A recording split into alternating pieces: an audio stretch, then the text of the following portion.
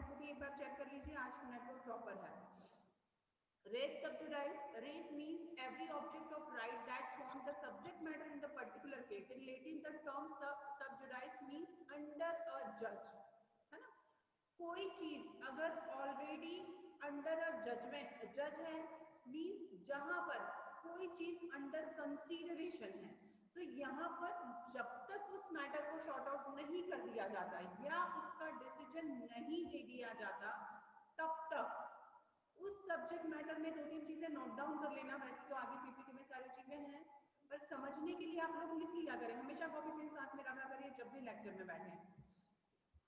उस टाइम पर जब आपका ऑलरेडी कोई केस चल रहा है सिविल कोर्ट में, सिविल कोर्ट में सेम सब्जेक्ट मैटर, एक ही वाद विषय, सेम पार्टीज, एक ही पक्षकार, सेम ज्यूरिस्डिक्शन का सिविल न्यायालय, एक ही क्षेत्राधिकार का सिविल कोड, ये तीनों कंडीशन के साथ अगर ऑलरेडी कोई पिटिशन, कोई सूट, कोई अपील, कोई रिवीजन, रिव्यू लगाया गया है, सेम कंडीशन, यहाँ पर सेक्शन 10 की जो कंडीशन है वो 3 है। Same subject matter means cause of suit, कोई एक ही कारण होगा, सेम पार्टीज होंगी और ज्यूरिस्डिक्शन। अब ज्यूरिस्डिक्शन वाला जो है वो थोड़ा सा डिटेल में अभी आगे समझाऊंगी, पहले सिर्फ इतना समझिए, ऑलरेडी इन तीनों कंडीशन के साथ कोई केस सिविल प्रोसीडिंग में चल रहा है, सेम केस आप उसी तरह के किसी भी न्यायालय में उसके ज्यूरिस्डिक्शन के अंडर में फाइल नहीं कर सकते हैं। आई विल रिपीट, जब कोई सब्जेक्ट मैटर किसी समान विषय के संबंध में सेम पार्टीज, समान पक्षकार, किसी ऐसे न्यायालय में, किसी ऐसे ज्यूरिस्डिक्शन के न्यायालय में जिसे कि उसका क्षेत्राधिकार आता है, वहां पर उसी तरह का केस फाइल नहीं किया जा सकता है। हम क्यों नहीं कर सकते? क्योंकि हमें सेक्शन 10 रोक देता है। ठीक, सेक्शन 10 से यहां पर मतलब है,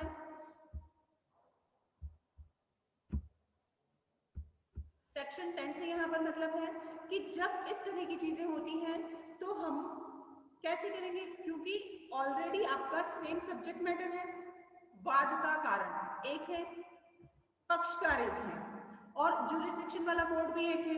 हमें या तो कंपनसेशन चाहिए, कोई अगर ऐसा केस चल रहा है जिसका हमें कंपनसेशन चाहिए, तो क्या हम दो चीजों के लिए, एक ही चीज के लिए दो अलग अलग जगह पर सूट फाइल करें? क्या ये सही होगा?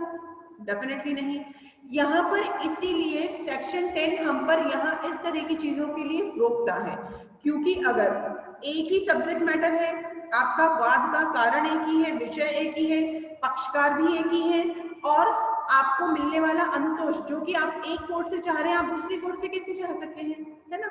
अब अगर आप इस तरह का केस लगाते हैं तो यहाँ पर इस तरह के केस नहीं लगाए जा सकते हैं। एक एग्जांपल से समझिए, ए और बी के बीच किसी तरह का ट्रांजैक्शन होता है, मान लीजिए ए इंदौर से है, बी उज्जैन से है, उनका ट्रांजैक्शन हुआ है देवास में। ठीक, अब यहाँ पर ए ने को बी ने पैसा नहीं लौटाया है।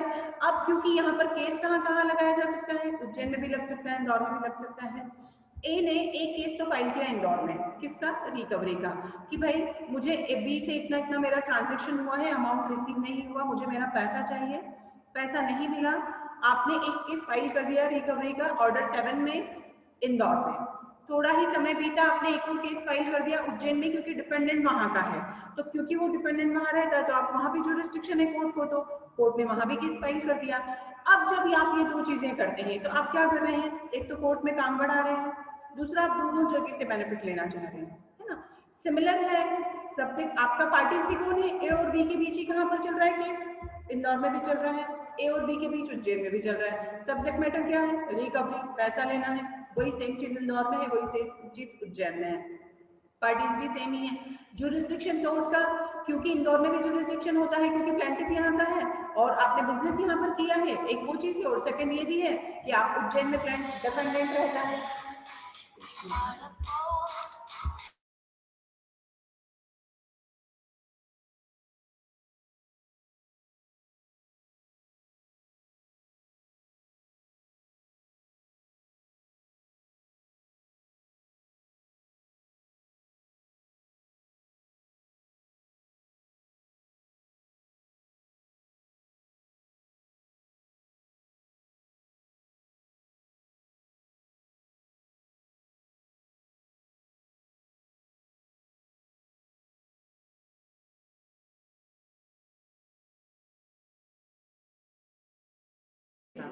Okay ma'am, okay ma'am. तो जब यहाँ पर इस तरह की जब यहाँ पर इस तरह की चीजें होती है तो यहाँ सिमिलर चीजों के लिए केस फाइल नहीं किया जा सकता। सेक्शन 10 हमें इसलिए रोकता है क्योंकि देखिए पीपीटी आप लोग देख रहे थे,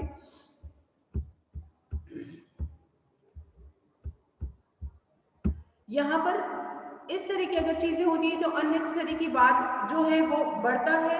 अब देखिए यहाँ पर एक चीज और मैं आपको क्लियर करूं, जैसे मैंने एग्जांपल सभी को शायद अगर समझ आया होगा तो एक चीज और समझिएगा इसी के साथ, क्योंकि यहाँ ये समझ लेना जरूरी है अभी से। रिकवरी के जब सूट फाइल किए जाते हैं तो जब सेक्शन ऑर्डर 7 में हम कोई केस फाइल करते हैं वो होता है सिविल सूट। ओके, और अगर मान लीजिए आपका चेक का कोई केस है, चेक बाउंस का है, तो वो जाता है निगोशिएबल इंस्ट्रूमेंट एक्ट में, पर वो होता है क्रिमिनल। तो कई बार क्या होता है, पार्टीज इस तरह के केस फाइल कर देती हैं कि एक आपने क्रिमिनल में लगाया है चेक बाउंस का और एक आपने लगाया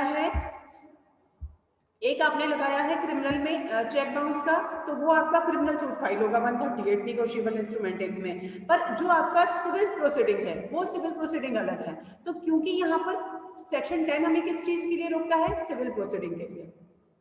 हमेशा याद रखिए ये चीज, सिविल प्रोसीडिंग अलाउड नहीं है सिमिलर सब्जेक्ट मैटर में और सिमिलर पार्टीज के साथ, पर क्रिमिनल प्रोसीडिंग के लिए यहाँ कहीं मेंशन नहीं किया गया। और 138 के जो भी हमारे होते हैं, क्योंकि मैंने एग्जांपल इस तरह का दिया था तो आप लोगों को क्वेश्चन इस तरह का आना चाहिए दिमाग में कि क्या यहाँ ऐसी चीजें हो सकती हैं।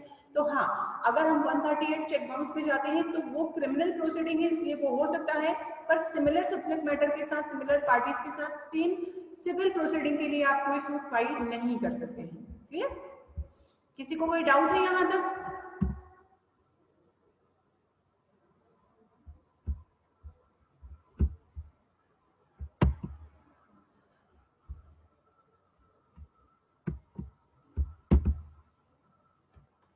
सेक्शन 10 का जो मेन प्रिंसिपल है वो अपील्स और रिवीजन पर भी एप्लीकेबल होता है। किसी पक्षकारों के मध्य उसी विषय वस्तु, अधिकार का वाद उसी अदालत या भारत में किसी न्यायालय जिसे अदालत वाद सुनने की अधिकारिता रखती हो या चल रहा हो, उसी विषय वस्तु या अधिकार बाबत पुनः किया गया वाद न्यायालय को रोक स्थगन कर सकेगा। है ना? सभी लोग, पीपीटी सभी को दिख रहा है, सभी लोग इसे रीड एक बार जरूर कर लीजिए, क्योंकि आप रीड करेंगे तो आपको क्वेश्चन सब निकलेंगे। यहाँ एक वर्ड है विषय वस्तु मीन सब्जेक्ट मैटर, अधिकार का वाद कि हम किस राइट के लिए सूट फाइल करते हैं। भारत के किसी न्यायालय जिस अदालत को वाद सुनने की अधिकारिता है, यहाँ मतलब होता है उस ज्यूरिस्डिक्शन से जिस ज्यूरिस्डिक्शन में आप केस फाइल कर सकते हैं। कोई भी हो सकता है, जैसे मान लीजिए अगर इन्होंने यहाँ क्लियरली मेंशन किया है कि रिवीजन और अपील, तो अपील हाई कोर्ट में भी हो सकता है आपका अपील सुप्रीम कोर्ट में चल रहा हो। तो जब सिमिलर चीजें हैं तो सेम चीज के लिए हम यहाँ पर, चाहे वो रिवीजन ही क्यों ना हो, चाहे वो अपील ही क्यों ना हो, हम फिर से चीजें फाइल नहीं कर सकते हैं। एक आपने ऑलरेडी अपील लगा रखी है इंदौर हाई कोर्ट में किसी चीज के लिए और सेम सब्जेक्ट मैटर के साथ आप एक ग्वालियर में या आप जबलपुर में एक अपील फाइल कर दे तो नॉट पॉसिबल। यहाँ आपको सेक्शन 10 रोक देगा। यहाँ तक किसी को कोई डाउट है? क्लियर है सभी को? जी मैम। रीड करिएगा सभी लोग, है ना? मैम मींस अगर अलग, excuse me ma'am. Yes, hello. हाँ बेटा बोलो। मतलब मैम अगर एक साथ अगर दो केस लगाते हैं मैम अलग अलग जगह, तो मैम वो स्टे और सू मैम हाँ, एक साथ रुक सेम जाता है। केस कब नहीं लगेगा, उसके 3 मेन रीजन है कब नहीं लगेगा। मतलब सेक्शन 10 की कंडीशंस क्या है वो समझ लीजिए। सेम विषय वस्तु मतलब सब्जेक्ट मैटर एक होगा, कॉज ऑफ सूट भी बोला जाता है उसे, वाद का कारण जिसे हम बोलते हैं, वाद का कारण या विषय वस्तु एक होगा। अधिकार, क्या अधिकार आप मांग रहे हैं, जैसे मान लीजिए कि कोई एक प्लॉट है, उसी प्लॉट के लिए उस प्लॉट को मुझे डिक्लेरेशन करवाना है, उसी के लिए, क्योंकि प्लॉट तो एक ही हुआ, वो तो एक से ज्यादा नहीं हो सकता है। अब वो जो जमीन का टुकड़ा है उसके लिए मैंने एक जगह बात लगा दिया, कहाँ, जहां पर वो है, और एक मैंने कहीं और लगा दिया, कहाँ, जहां पर प्लेंटिफ रहता है।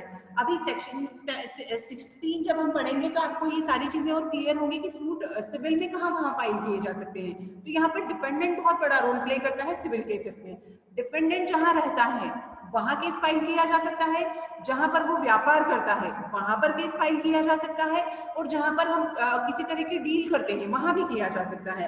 अब मान लीजिए कि कोई प्रॉपर्टी है, इमूवेबल प्रॉपर्टी है, तो वो वहां भी केस फाइल हो गया, मैंने एक वहां भी कर दिया, एक मैंने कर दिया जहां पर डिपेंडेंट रहता है। अब मैं दो दो जगह अगर करती हूँ, विषय वस्तु तो बदली नहीं, एक ही रही, पार्टीज भी नहीं बदली, क्योंकि मुझे किसके अगेंस्ट चाहिए था ये केस, एक ही तो होगा, जो इसका ऑनर है उसके अगेंस्ट, जो ऑनरशिप शो कर रहा है रॉन्गफुली उसके अगेंस्ट ही मैं वो केस फाइल करूंगी डिक्लेरेशन का।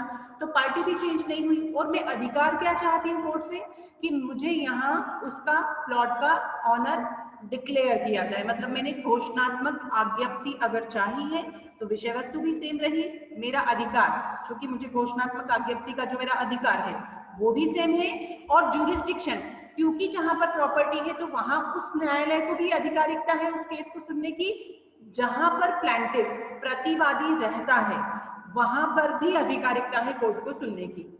चाहे जमीन बॉम्बे में हो तो बॉम्बे में बॉम्बे में अगर प्रॉपर्टी है तो वहां भी अधिकारिकता होगी, और डिपेंडेंट रहता है इंदौर में तो इंदौर में भी अधिकारिकता होगी। अब मैं यहाँ दो अलग अलग अगर बात लगाती हूँ तो ये तो गलत हुआ ना।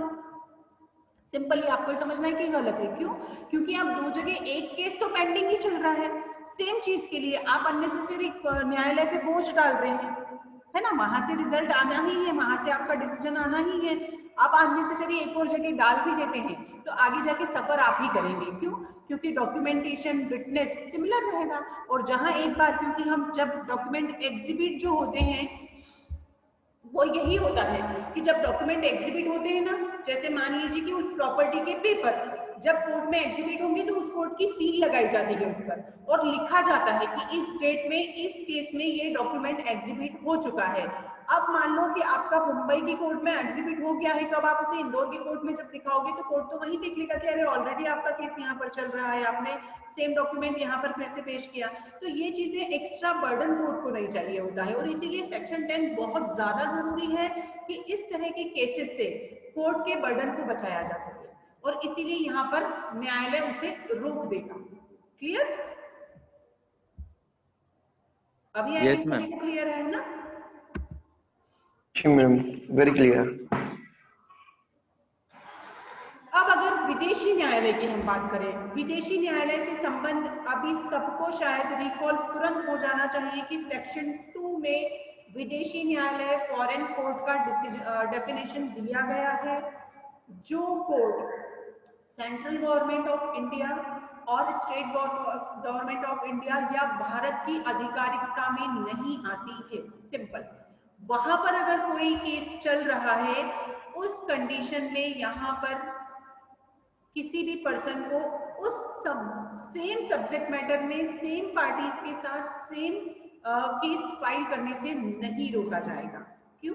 क्योंकि विदेशी न्यायालय भारत के अंदर नहीं आता है। The purpose behind this rule is prevent multiplicity of cases in courts. In simple है कि इन सबके पीछे जो रीजन है वो इंडिया के कंसर्न में तो ये है कि अगर हर कोई केस में दो अलग अलग डिसीजन आएंगे तो क्या होगा, कॉन्ट्राडिक्टरी जजमेंट्स होंगे हमारे पास। जैसे हो सकता है कि मुझे मुंबई की कोर्ट से मेरे फेवर में डिसीजन हुआ, इंदौर की कोर्ट से मेरे अगेंस्ट में चला गया, अभी मेरे लिए कौन सी डिग्री वैल्यूबल है, कौन डिसाइड करेगा? हुआ ना गलत? तो जब यहाँ इस तरह की चीजें, क्योंकि डेफिनेटली होंगी, दो अलग लोग हैं, जज भी ह्यूमन बीइंग है, हो सकता है वहां आपने बहुत अच्छे से आपका केस पुटअप किया और आपको बहुत अच्छे बेनिफिट्स मिले, आपके फेवर में डिसीजन हो गया, यहाँ आप वो चीजें नहीं कर पाए, सामने वाले का वकील बहुत अच्छा था, उसने बहुत अच्छे से केस पुटअप किया, बहुत अच्छे एविडेंस पेश कर दिए, यहाँ आप केस हार गए, तो अब आपके पास कौन सी डिग्री मैटर करेगी, कौन सी डिग्री वैल्यूबल होगी?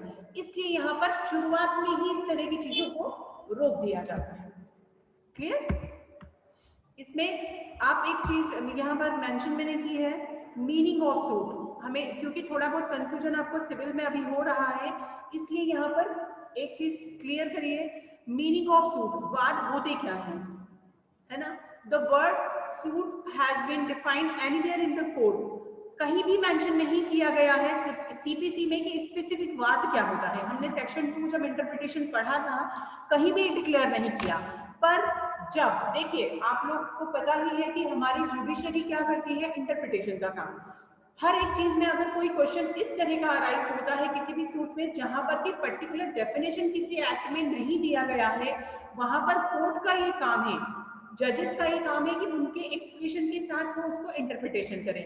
पर्टिकुलर केस में ये डिफाइन किया गया। आवाज नहीं आ रही है। हाँ, अभी थोड़ा सा नेटवर्क का इशू था, अभी आवाज आ रही है। Privy council has defined the expression suit as a civil proceeding. Ma'am voice में दिक्कत आ रही है प्रॉपर्ली। अभी सडन इशू आया था बट अभी आई थिंक ठीक है। केस नोट डाउन कर लीजिए, हंसराज गुप्ता है ऑफिशियल, ये सारा का सारा नोट डाउन कर लीजिए आप। सूट का मतलब होता है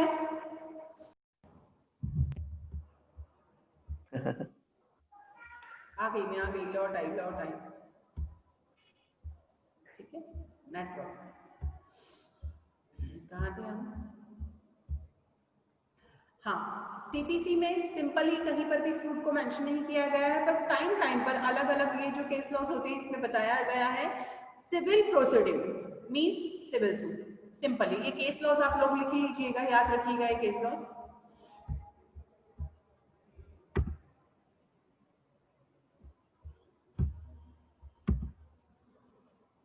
कंडीशंस जैसे मैंने पहले ही एक्सप्लेन कर दिया है, मेन जो है विषय वस्तु, सब्जेक्ट मैटर, एक ही पक्षकार या उनके प्रतिनिधि। अब देखिए प्रतिनिधि या रिप्रेजेंटेटिव, मुझे कोई बता सकता है अभी अगर आवाज आ रही है तो कि वो इस प्रतिनिधि और representative? Recall section 2। Ankita? Yes ma'am. प्रतिनिधि कौन होंगे बेटा? Legal representative?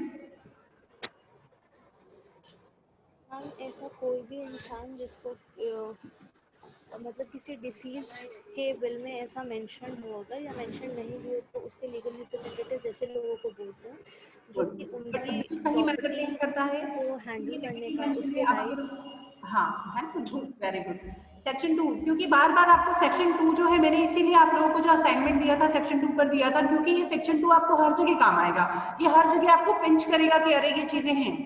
अभी लीगल रिप्रेजेंटेटिव जो कि किसी डिग्री में जो प्लेंटिफ है उनकी जगह उस पर्टिकुलर सूट को रिप्रेजेंट कर सके। अब वो कौन हो सकते हैं? वाइफ हो सकती है, बच्चे हो सकते हैं, या अगर ये लोग नहीं है तो फिर इसके अलावा जो है वो, और अगर नहीं है तो कई बार सक्सेसर कोर्ट से डिक्लेयर किया जाता है। ठीक है, तो अगर डिक्लेयर किया गया है तो वो, अब अगर ये लोग भी सेम हैं तो भी नहीं हो सकता है, और बात एक ही हक के लिए किए गए हैं तो भी नहीं होगा। ठीक है, अब पहली चीज, सबसे मेन चीज कि कौन सा केस मैटर करेगा, जो पहले लगाया गया है वो या जो बाद में लगाया गया है वो? डेफिनेटली पहले वाला, है ना। यहाँ पर कोर्ट को एक 151 आपका सेक्शन है, अभी हम पढ़ेंगे। ये 151 एक ऐसा सेक्शन है सीपीसी का जो कोर्ट को इनहेरेंट पावर देता है, इस तरह का पावर कि आप कहीं भी जहां की कोई ऐसी चीज है जो मेंशन नहीं की गई है, अब अगर उसके लिए कोर्ट को कोई डिसीजन देना है तो कोर्ट कैसे देगा? तो इसे कोर्ट की इनहेरेंट पावर बोला जाता है, जो कि 151 में दी गई है। और इसीलिए कोर्ट में जब भी कोई एप्लीकेशन, मान लीजिए कोई ऐसी एप्लीकेशन लगानी है जिसके बारे में सीपीसी में कहीं मेंशन नहीं किया गया है, तो हम वो एप्लीकेशन हमेशा उस सिविल प्रोसीडिंग में 151 में लगाते हैं। कई बार कुछ ऐसे सेम केसेस अगर होते हैं तो अब कॉमन इश्यूज हैं अगर, और सर्कमस्टेंसेस भी सेम हैं, सेम नहीं है, तो उस कंडीशन में द कोर्ट में exercise its power under section 151 and stay the trial in the subsequent suit और the trial of the suit में बी कंसोलिडेटेड। कंसोलिडेटेड का मतलब यहाँ होता है दोनों केस को एक कर देना, और ये पावर कोर्ट कब यूज करेगा? उनका सेक्शन 151 में करेगा। कंसोलिडेट करना मतलब क्या होता है? हिंदी में लिखिए इसे समेकित करना, शायद आगे की पीपीटी में भी ये चीजें मैंने एक्सप्लेन की हैं। समेकित कर देना, कंसोलिडेट कर देना। अब क्या हुआ यहाँ पर? क्या है? The issues of both the suits should be same to get the benefit of the principle. It is not sufficient if only one or two issue are common. अब बाकी की चीजें अगर डिफरेंट हैं तो लगभग सिमिलर है और कुछ चीजें डिफरेंट है, तो अभी यहाँ पर कोर्ट को ये राइट है 151 में, ये उनका इनहेरेंट पावर, लिख लीजिए इसे इनहेरेंट पावर। कोर्ट का 151 में इनहेरेंट पावर होता है कि वो इस तरह के सूट को दोनों को मिला दे, दोनों को मिलाकर ऐड कर ले और ऐड करके उन चीजों को साथ में करके और फिर उसको डिसाइड करें। क्लियर है या रिपीट करूं इस चीज को? समझ में आया सभी को? अगर कोई दो केस जो पहले लगाया गया है वो और जो बाद में लगाया गया है वो, उन दोनों केसेस में कुछ चीजें तो कॉमन है पर कुछ नहीं है, उस कंडीशन में कोर्ट का 151 में कोर्ट को ये राइट है, इनहेरेंट पावर होता है कि वो उन दोनों केस में, क्योंकि कुछ इश्यूज डिफरेंट हैं, उनके साथ उन सभी चीजों को कंसोलिडेट कर दे, एक कर दे और उसके बाद उसका ट्रायल चले। तो यहाँ पर उस कंडीशन में वो दोनों केस क्या माने जाएंगे? एक माने जाएंगे, दो नहीं माने जाएंगे। Clear? Whereas the suit must be pending. अब सूट पेंडिंग कहाँ होना चाहिए? अब देखिए जो सेक्शन 11 आपका है वो इसी से एक कदम आगे का है, मैं इसीलिए आपको समझा दूं क्योंकि कल फिर आपके लिए इजी हो जाएगा। एक होती है पेंडेंसी कि केस चल रहा है, एक होता है केस खत्म हो चुका, डिक्री आ गया, डिसीजन हो गया या डिसमिस हो गया। यहाँ पर सेक्शन 10 के लिए सबसे बड़ी जो मेन शर्त है वो ये है कि केस पेंडिंग हो। The former suit must be pending in the court while the latter suit is instituted. पहला वाला केस आपका पेंडिंग होना चाहिए जब आप दूसरा केस इंस्टीट्यूट करते हैं। The word pending is for the previously instituted suit where the final decision has not been arrived yet. अभी तक पहले वाले जो सूट है को फाइल किया गया है उसका डिसीजन नहीं आया है। क्योंकि नहीं आया है तो अब आपने जो सेकंड सूट फाइल किया है वो आप नहीं कर सकते। सेक्शन 11 इसी से आगे चलता है। पहले वाले केस का डिसीजन आ चुका है, still same subject matter, still same parties, still same right of suit, means जो भी कंपनसेशन आपको चाहिए, उस कंडीशन में हम रेस जुडिकेटा सेक्शन 11 एप्लीकेबल होगा। सक्षम न्यायालय यहाँ पर कौन सी होंगी? वो होंगे कंपेनेंट कोर्ट। कौन से होंगे? जहां पर की कोर्ट फाइल केस फाइल किया जा सकता है ना? किस में किया जा सकता है? जहां पर वो जुरिस्डिक्शन आता है। मैंने जैसे एग्जांपल्स में समझा है कि जुरिस्डिक्शन कहीं भी आ सकता है, जरूरी नहीं है कि जगह हो। जहां जहां उसका जुरिस्डिक्शन आ सकता है आप वहां अगर लगाते हैं तो उस कंडीशन में वो सेक्शन 10 की कंडीशन को फुलफिल करता है। क्लियर? किसी को कोई डाउट है यहाँ पर? जैसे नीचे साफ लिखा है पूर्व का मुकदमा न्यायालय में लंबित होना चाहिए और बाद का मुकदमा अगर लगाया गया है तो पहले वाले का डिसीजन नहीं आया जाना चाहिए, तब जाकर वो सेक्शन 10 में आएगा, अदरवाइज नहीं। अगर कोई मैटर ऐसा है स्टे है और उसमें सेक्शन 10 की कंडीशंस फुलफिल नहीं है तो यहाँ पर किसी भी मैटर को प्रोसीडिंग के लिए नहीं रोका जाएगा। अगर कोई भी केस में मान लीजिए जो 3 मेजर कंडीशंस हैं उनमें से वो एक भी फुलफिल नहीं होती है, तो यहाँ नीता वर्सेस शिवदयाल कपूर के केस में क्लियर किया गया है कि समान सब्जेक्ट मैटर होगा तभी जाकर वो केस रुकेगा, अदरवाइज नहीं। सेक्शन 10 की कंडीशंस फुलफिल होना बहुत जरूरी है, क्योंकि कई बार ये होता है, उसके पीछे जो रीजन है वो आप समझिए क्या होता है।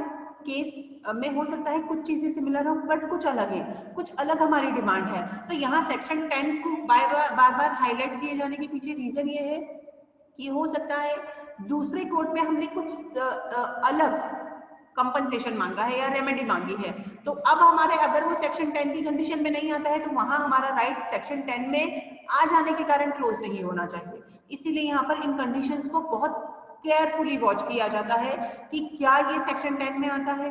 क्लियर?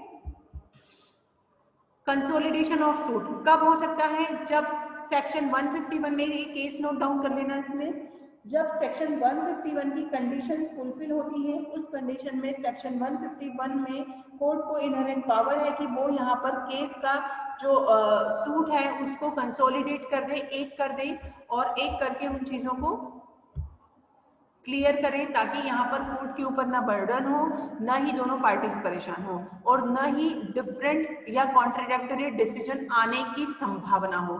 इन संभावनाओं को रोकने के कारण इन केसेस में कई सारे ऐसे केसेस थे, क्योंकि यहाँ पर क्वेश्चन अराइज होता है कई बार। मैं आपको बताऊं इसके पीछे रीजन क्या है।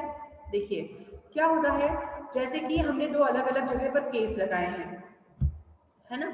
अब दो अलग अलग हमने केस लगा दिए हैं, हो सकता है पहले वाले में और दूसरे वाले में थोड़ा सा डिफरेंस है, और वकील अभी जब आप बनेंगे कोर्ट में और आप जाएंगे तो आपको पता चलेगा कि ये एक तरह का मतलब ऐसा हो गया है कि वकील लोग भी ये चाहते हैं कि अरे हाँ अलग अलग केस भी लगा दिया जाता है तो क्या दिक्कत है, हमको देखना है। अब वो लोग क्या करते हैं, सब्जेक्ट मैटर को थोड़ा सा चेंज कर देते हैं, कंपनसेशन को थोड़ा सा चेंज कर देते हैं। अब जब आप देखते हैं तो लगभग एक टाइम के बाद चीजें क्लियर होती है कि हाँ ये तो सिमिलर है। अब यहाँ पर फिर वो पिटिशन लगा दे कि अरे हमारे केस को क्यों रोक दिया गया, हमारे केस को सेक्शन 10 में क्यों लिया गया, जबकि ये तो नहीं लिया जाना चाहिए, ये तो वाद भी अलग है, सब्जेक्ट मैटर भी अलग है, पक्षकार में भी दो तीन आपने नए लाकर खड़े कर दिए उसी से मिलते जुलते, जबकि आप उन लोगों को उसी केस में खड़ा कर सकते थे, है ना। तो यहाँ पर ये एक तरह का होता है ना कि हाँ हम लोग अपने बिजनेस और प्रोफेशनलिज्म में भी कई तरह के इस तरह के क्वेश्चन अराइज होते हैं। तो यहाँ पर सेक्शन 10 में क्या आता है क्या नहीं, ये क्लियर होना बहुत जरूरी है। कोर्ट कई बार ये क्वेश्चन जब अराइज करता है तो फिर कोर्ट यहाँ क्लियर करता है कि अगर आप इस तरह की चीजें करते हैं तो एक्स्ट्रा पेंडेंसी कोर्ट पर आता है, अननेसेसरी का बर्डन पार्टीज पर आता है ना, क्योंकि पूरा उसका जो सूट का खर्च है वो सारी चीजें, इन सब चीजों से बचने के कारण इस तरह की पिटिशंस लगाई जाती हैं और फिर ये क्लियर किया जाता है कि नहीं यहाँ पर इन दोनों केसेस को एक कर दिया जाए। अब हो सकता है दोनों पार्टीज में से कोई एक पार्टी ये चाहे तो फिर हम यहाँ पर 151 की एप्लीकेशन फाइल करेंगे कि यहाँ हो सकता है प्लांटिफ ना करके डिपेंडेंट कर दे कि ऑलरेडी हमारा एक केस वहां पर चल रहा है, उस केस का पूरी एक फाइल लगाई जाती है उस एप्लीकेशन के साथ, कोर्ट को इसके नॉलेज में लाया जाता है कि ऑलरेडी ये केस चल रहा है, सेम सब्जेक्ट मैटर है, उस पर डिसीजन आएगा। हो सकता है प्लांटिफ को वो चीज डाइजेस्ट ना हो तो फिर वो उसका रिप्लाई देगा। तो इस तरह से केस लॉस की यहाँ डिक्लेयर किया जाता है कि नहीं कोर्ट को ये पावर है कि वो 151 में इस तरह की एक्शन ले सकता है। समझ में आया आप लोगों को केस, ये case in the sense section 10 समझ में आ रहा है सभी को, ये अच्छे से समझ लीजिएगा भाई। ये समझ में आ गया तो सेक्शन 11 बहुत अच्छे से समझ में आ जाएगा। और सेक्शन 11 लॉन्ग लाइफ वाला मैटर है, पूर्व न्याय रेस जुडिकेटा रेस जुडाइस, तो सेक्शन 10 थोड़ा छोटा है बट सेक्शन 11 आपके लिए बहुत ज्यादा मैटर करेगा, इसलिए इसे अच्छे से समझ लीजिए। अंतरिम ऑर्डर, इंटरिम ऑर्डर्स, अंतरिम आदेश। अब क्या कोर्ट पर्टिकुलर इस तरह के मैटर में अंतरिम ऑर्डर दे सकता है? तो यस, कोर्ट को ये ऑर्डर देने का राइट होता है कि वो यहाँ पर इस तरह के केसेस में सेक्शन 10 के लिए यहाँ पर an order to stay under section 10 does not take away the power of the court to pass interim order. पहले वाले केस के रिगार्डिंग में तो चीजें चल ही रही है, दूसरे वाले केस के लिए क्या कोर्ट को ये राइट है कि वो किसी तरह का अंतरिम आदेश, अंतरिम आदेश वो होता है जो ड्यूरिंग द केस कोर्ट के द्वारा दिया जाता है। फिर से सुन लीजिए, अंतरिम आदेश वो होता है जो ड्यूरिंग द केस, जैसे कि आप सभी ने तलाक के बारे में पढ़ा है, मेंटेनेंस के बारे में पढ़ा है, मेंटेनेंस का केस तो सालों साल चल जाते हैं, उसके पहले कोर्ट अंतरिम आदेश देता है, इंटरिम ऑर्डर पास करता है ना, कि केस फाइल हुआ उसके 2-3 महीने के बाद ही से अंतरिम आदेश दे दिया जाता है कि जब तक केस चलेगा तब तक भी 2000-3000 रुपए महीना मेंटेनेंस तो आपको आज की डेट से ही देना स्टार्ट करना पड़ेगा, केस का जब डिसीजन होगा तब से तब देखा जाएगा। वो होते हैं अंतरिम आदेश जो ड्यूरिंग द केस कोर्ट के द्वारा पास किए जाते हैं। तो सेक्शन 10 यहाँ पर कोर्ट का ये राइट नहीं ले सकता है कि सेकंड वाले केस में अगर कोई इशू है तो यहाँ पर कोर्ट को ये राइट है कि वो किसी भी तरह का अंतरिम आदेश पास कर सकता है। फाइनली आज हमारी पीपीटी कंप्लीट हुई। क्लियर है सभी को? अभी यहाँ कोई डाउट है सेक्शन 10 में? अभी भी है तो आप मुझसे पूछ सकते हैं। We have 2-3 minutes. किसी को कोई प्रॉब्लम, कोई डाउट आया समझ में सभी को? थंब दिखा दीजिए भाई अगर आ गया तो, या फिर मैं रिपीट करूं?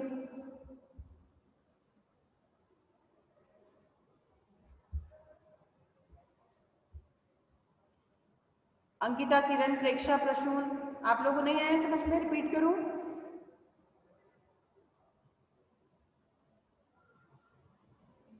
अंकिता समझ में आया बेटा? मैम एक बार और रिपीट कर दीजिए।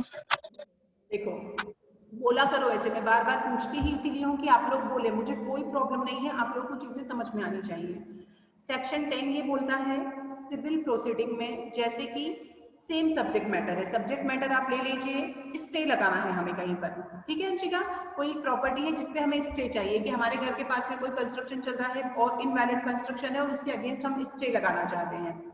स्टे का एप्लीकेशन हमने फाइल किया, स्टे का केस हमने फाइल किया, अब मैंने एक लगा दिया जो जुरिस्डिक्शन आता था, पार्टी कौन हो गई? सामने वाला हो गया, हमारा पड़ोसी हो गया और हम हो गए, पार्टी सेम है। सब्जेक्ट मैटर क्या हुआ? स्टे। इंजंक्शन का हमने सूट फाइल किया है तो सब्जेक्ट मैटर भी सेम हो गया कि इंजंक्शन का हमें डिक्री चाहिए। फिर जुरिस्डिक्शन क्या हो गया उसका? इंदौर का कोर्ट हो गया। अब ये तीनों चीजें मैंने लगा दी, 3-4 महीने हुए, उसके बाद कोर्ट में ज्यादा कुछ नहीं हुआ, मुझे लगा रहा कुछ नहीं हो रहा है, मुझे तो एक केस और फाइल कर देना चाहिए, है ना? अब मैंने सेम पार्टीज के अगेंस्ट, सेम सब्जेक्ट मैटर के साथ, सेम कोर्ट में एक और केस फाइल कर दिया। अभी यहाँ सेक्शन 10 मुझे रोक देगा कि नहीं, आप नहीं कर सकते क्योंकि ऑलरेडी आप एक केस लगा चुके हैं। क्लियर? क्यों? अब ये सिविल प्रोसीडिंग है, क्रिमिनल में नहीं। फिर से याद रखिए, अगर किसी के साथ हम फ्रॉड का केस लगाते हैं, सीपीसी में कहीं कोई लगाते हैं, उसी के साथ हम सेक्शन 420 में केस फाइल करना चाहते हैं तो वी कैन डू। क्यों? क्योंकि दोनों चीजें डिफरेंट है, एक सिविल प्रोसीडिंग हुआ, एक क्रिमिनल प्रोसीडिंग हुआ। अब क्रिमिनल प्रोसीडिंग के साथ सिविल प्रोसीडिंग दोनों अलग चीजें हो गई, पर सिविल प्रोसीडिंग के साथ same subject matter, same parties, same court में। आप सेम कोर्ट से मतलब ये नहीं है कि पर्टिकुलर प्लेस, यहाँ कोर्ट से मतलब है जुरिस्डिक्शन, जहां जहां भी उसका हो सकता है। तो यहाँ पर सेम सिविल प्रोसीडिंग के लिए हम एक ही वाद कारण के साथ, सिमिलर पार्टीज के साथ, सिमिलर जुरिस्डिक्शन में कोई भी सेम केस पहले लगाया, एज इट इज थोड़े दिनों के बाद फाइल करें, ये राइट हमें नहीं है। अगर हम ऐसा केस फाइल करते भी हैं तो यहाँ सेक्शन 10 में वो केस स्टे हो जाएगा, रोक दिया जाएगा, और अगर रोक दिया जाएगा या अगर कुछ थोड़ी बहुत सर्कमस्टेंसेस चेंजेस है या इशू कुछ अलग है तो उसे उसी पहले वाले केस के साथ कंसोलिडेट कर दिया जाएगा। अभी क्लियर?